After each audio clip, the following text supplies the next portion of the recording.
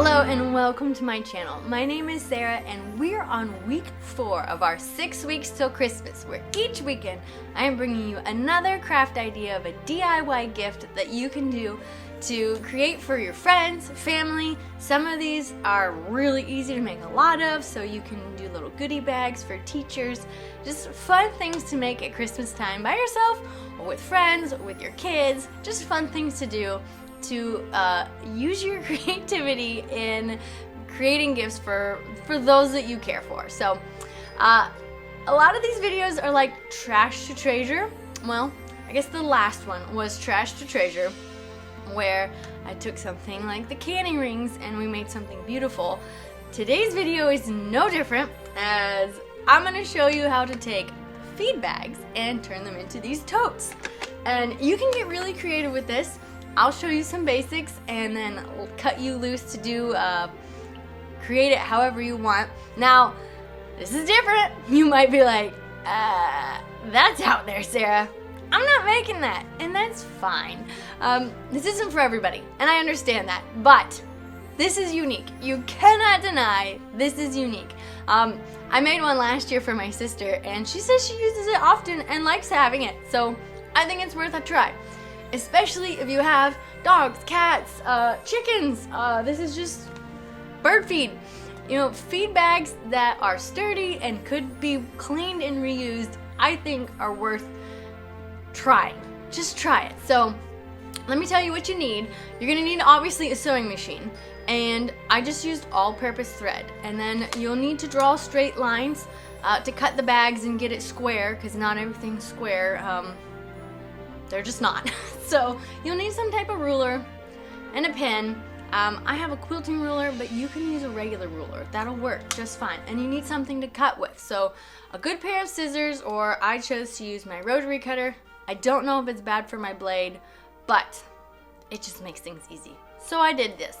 So once you get your materials gathered, we're ready to get started. Now, I hosed my bags off before I brought them inside, especially if they were pretty gunky. So once I had them hosed off, I took some time and I just cut the ends off just to make sure I had clean cut lines on both ends. And then I took them to my bathtub and I washed them, because you want to get the gunk, the grime, the yuck out of these guys. Now, if you have a cat or a dog feed bag, you're gonna need to invest in some good scrubbing, maybe some bleach to really get the feed smell out.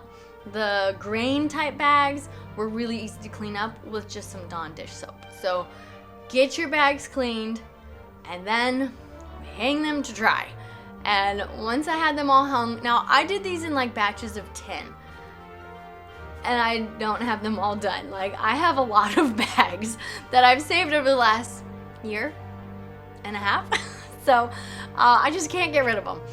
But once you have them hosed off, cleaned up, and dry, we're ready to start cutting and creating our template to make these bags. Now, even though we cut the ends off, that doesn't mean this bag is square. So you want to get your bag laying as flat as possible. And I started with making sure my sides, where it's all attached, were kind of straight folds, which it naturally has these folds. So you just kind of play with it and find them until you feel like your sides have a straight edge. Now on this bag, the top where I'm going to cut the handles are the edge, the raw edge is pretty straight. The bottom is not. So I'm going to trim that here after I cut the handles. So with these bags, they usually have excess on the top or bottoms, and you can cut about a 3-inch strip, 2 of them off, or just 1 if you want a short handle, 2 if you want long handles, and cut them off of either the top or the bottom to set aside for making handles. I'll explain how to do that in a minute. But for this bag, when I got it square on the sides, the top was fine, so I went ahead and cut my handles, 2 3-inch strips, which if you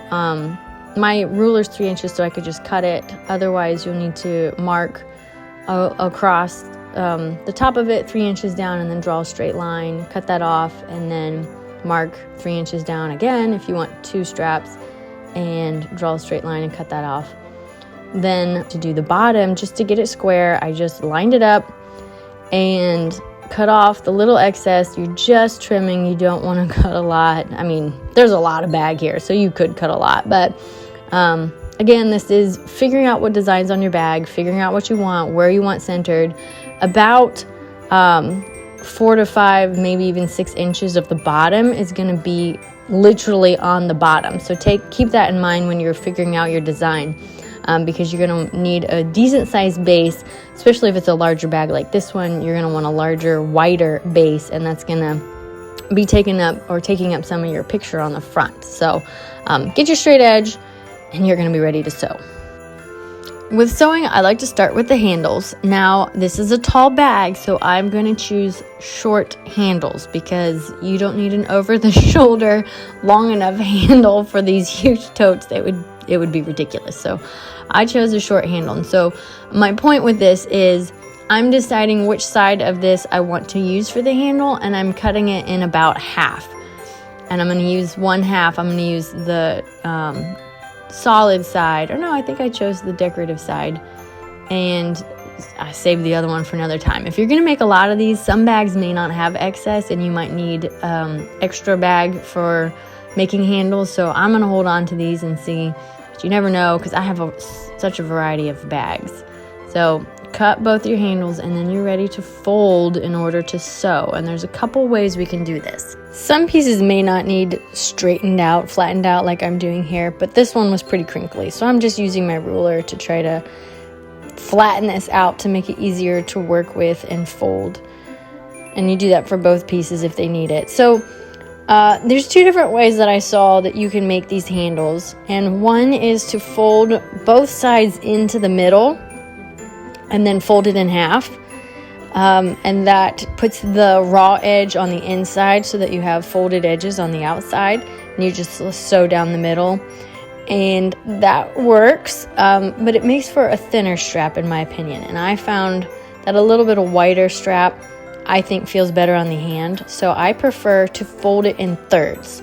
So I go down one side and fold it a third in, and I like to use the ruler to kind of scrape along to really crease that edge, but you do want to be careful. I was kind of ripping it a little because I was getting too aggressive, so be careful with putting the right amount of force on.